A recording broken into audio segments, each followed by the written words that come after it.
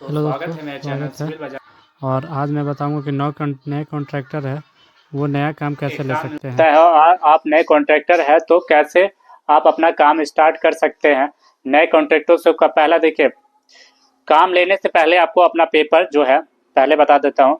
GST, EPF, ESIC, digital signature, tools agreement, character certificate और जितने भी पेपर्स है आपको अप टू डेट रखने होंगे।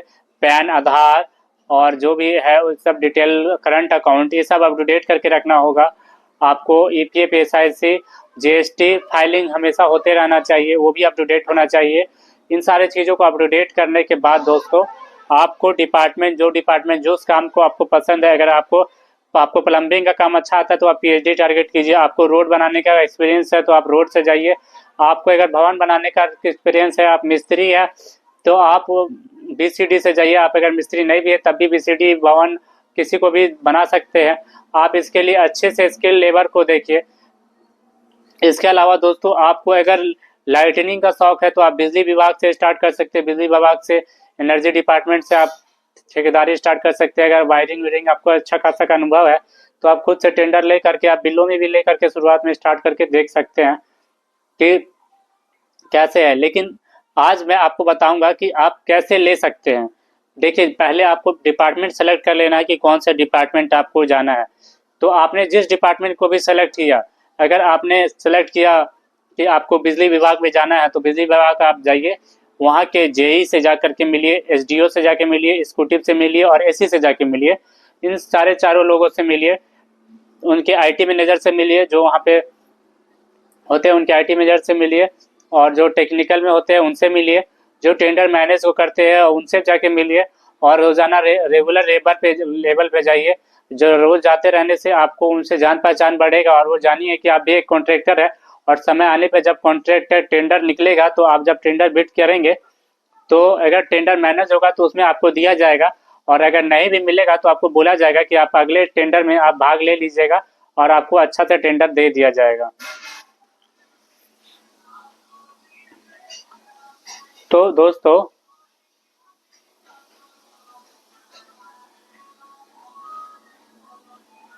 आप उस डिपार्टमेंट में रोजाना जाइए। रोजाना जाने के बाद जब आप हमेशा पेपर पढ़ जा कीजिए। आप उस जो भी डिपार्टमेंट में जा रहे हो उसका वेबसाइट हमेशा चेक कीजिए। उस वेबसाइट में जाने के बाद हमेशा उसके नोटिस को देखिए, जेई को देखिए कौन से ट्रांसफर हो रहे हैं। कोई जो भी जेई आते हैं नए, एग्जीक्यूटिव इंजीनियर आते हैं या जो भी उनके पास बड़े पदाधिकारी आते हैं, जब भी वो ज्वाइनिंग करते हैं उस दिन ज्वाइनिंग पे आप उन्हें गुलदस्ता या कुछ भी गिफ्ट जाके दें और उनसे मुलाकात करें, जिससे आप उनसे जान पहचान हो सके। और ऐसे करके आप उनसे जान पहचान हमेशा वहाँ पे जाके अप टू डेट रहें, वहाँ के लोगों से अप टू डेट रहें। फिर दोस्तों, जब टेंडर टेंडर भरने का समय आया तो देख ये पता कर लीजिए कि टेंडर भरने का टाइम कब से कम है। कौन से लोग हैं वहाँ पे जो टेंडर फाइलिंग करते हैं। अगर आपको टेंडर फाइलिंग करना नहीं आता है तो टेंडर फाइलिंग करना मैं सिखाता हूँ। मैंने जितने बहुत सारे अपने चैनल पे वीडियो बना के रखा हूँ, सारे का लिंक दे दूंगा। वहाँ से आप देख सकते हैं और आसानी से टेंडर बनने का सीख सकते हैं। इसके अलावा दोस्तों, आप ठेकेदारी को कैसे कर सकते हैं। और आप नए टेंडर में जब आप पेपर पढ़िएगा और वहाँ के नोटिस देखिएगा तो जब आप वहाँ के वेबसाइट को देखिएगा तो पहले ही आपको टेंडर में प्रकाशन होने से पहले आपको पता चल जाएगा कि टेंडर के लिए बिल पास हो गया है।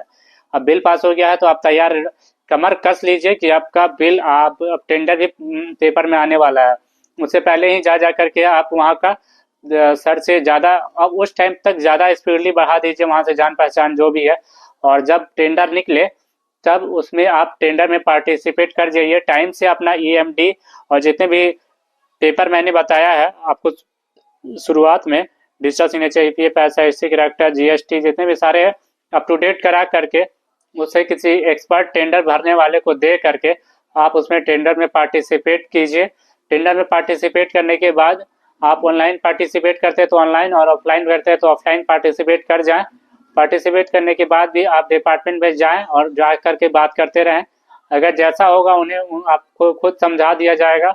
और उसके बाद आपको टेंडर जब मिल जाएगा तो टेंडर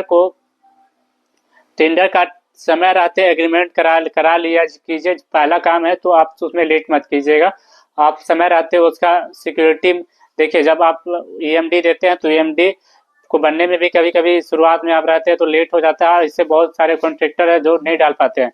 तो ईएमडी उसमें जो लगेगा ईएमडी को भर लीजिएगा, और ईएमडी को समय पे बन जाने के बाद टेंडर उंडर पास से जब टेंडर आपको मिल जाएगा तब आपको फिर से सिक्योरिटी डिपॉजिट करना होगा, जो इसका आपको एएमडी बनाना होगा।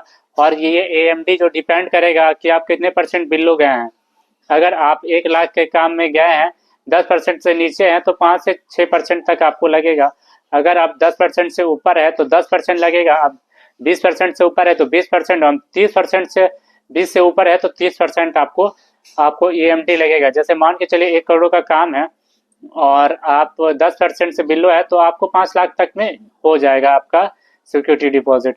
वहीं आप अगर 10 से ऊपर गए हैं तो आपको 20% देना पड़ेगा, यानी और मान के चलिए वहीं 20 लाख रुपया, अगर मान के चलिए वहीं आप 30% है तो 30 लाख रुपया देना पड़ेगा। इसमें भी अगर कुछ वो जो आपने 2% ईएमडी शुरुआत में टेंडर भरने के तौर पे जमा किया था वो उसमें अटैच होगा, और जो ये आप टेंडर काम खत्म कर दीजिएगा तो ये आपको मिल जाएगा बाद में।